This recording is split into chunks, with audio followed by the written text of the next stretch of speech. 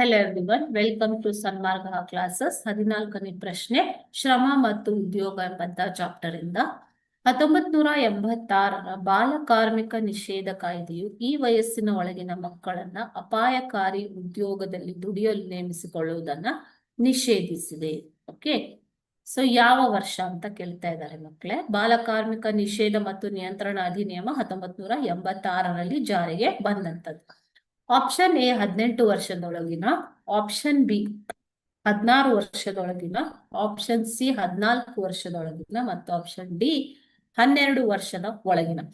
So ಈ ಕಾಯ್ದೆಯ ಪ್ರಕಾರ 14 ವರ್ಷದ ಒಳಗಿನ ಮಕ್ಕಳನ್ನ ಅಪಾಯಕಾರಿ ಉದ್ಯೋಗದಲ್ಲಿ ದುಡಿಯಲು ನೇಮಿಸಿಕೊಳ್ಳುವುದನ್ನ ನಿಷೇಧಿಸಲಾಗಿದೆ. ಇದು ಶಿಕ್ಷಾರ್ಹ ಅಪರಾಧವಾಗಿದೆ. ಓಕೆ, 14 ವರ್ಷ ಒಳಗಿನ ಮಗು ಕೂಲಿಗಾಗಿ ದುಡಿಯುತ್ತಿದ್ರೆ ಅದನ್ನ ಏನಂತ ಕರೀತಾರೆ? ಬಾಲಕಾರ್ಮಿಕ ಅಂತ ಕರೀತಾರೆ.